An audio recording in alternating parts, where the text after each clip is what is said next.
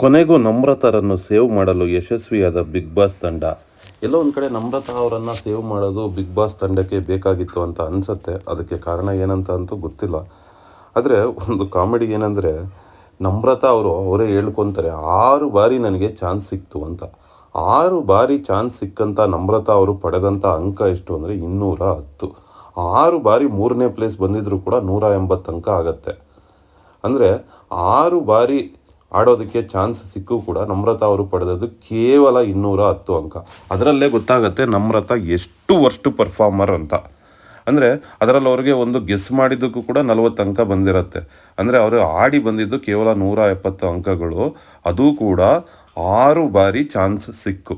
6 ಬಾರಿ ಚಾನ್ಸ್ ಸಿಕ್ಕು 170 ಅಂಕಗಳನ್ನಷ್ಟೇ ಅವರು ಆಟಗಳಿಂದ ಪಡೀತಾರೆ. ಸೊ ಅದರಲ್ಲೇ ಗೊತ್ತಾಗುತ್ತೆ ಅವರು ಎಷ್ಟೊಂದು ಕಳಪೆ ಪರ್ಫಾರ್ಮರ್ ಮತ್ತು ವರ್ಸ್ಟ್ ಪರ್ಫಾರ್ಮರ್ ಅಂತ.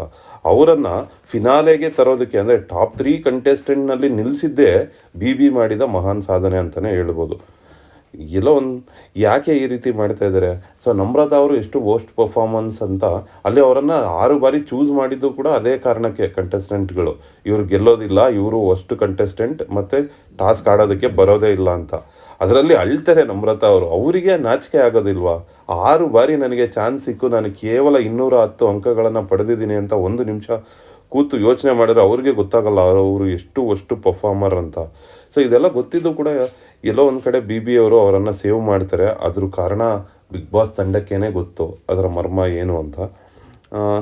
ಬಹಳಷ್ಟು ಕಡೆ ನಾನು ನನ್ನ ಇದರಲ್ಲಿ ಕೂಡ ಒಬ್ಬರು ಕಮೆಂಟ್ ಹಾಕಿದರು ಏನಂತ, ನಮ್ರತಾ ಅವರು ವಿನಯ್ ಅವರಿಗೆ ಚಮಚನ ಅಥವಾ ಬಿಗ್ ಬಾಸ್ ನಮ್ರತಾಗೆ ಬಕೆಟ ಅಂತ. ಒಂದು ರೀತಿ ಎಲ್ಲೋ ಒಂದು ಕಡೆ ಯೋಚನೆ ಮಾಡಬೇಕಾದ ವಿಷಯನೇ.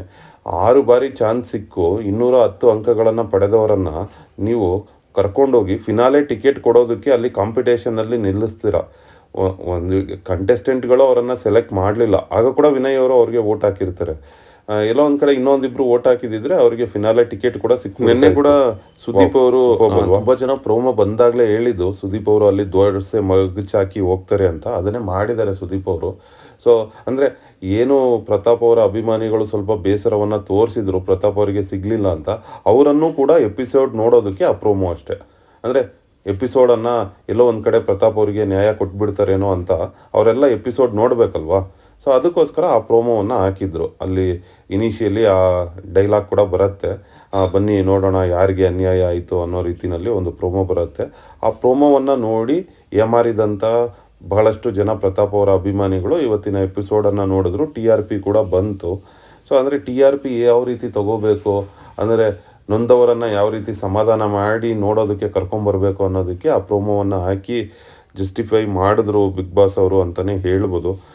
ನಿಜಕ್ಕೂ ತುಂಬ ನೋವಿನ ಸಂಗತಿ ಏನಂದರೆ, ಪ್ರತಾಪ್ ಅವರಿಗೆ ಎಲ್ಲೂ ಕೂಡ ಅವರು ಜಸ್ಟಿಫೈ ಮಾಡಲಿಲ್ಲ. 420 ಅಂಕಗಳನ್ನು ಪಡೆದಂಥ ಪ್ರತಾಪ್ ಅವರಿಗೆ ಕೊನೆ ಪಕ್ಷ ಕ್ಯಾಪ್ಟನ್ಸಿ ಕೂಡ ಸಿಗಲಿಲ್ಲ.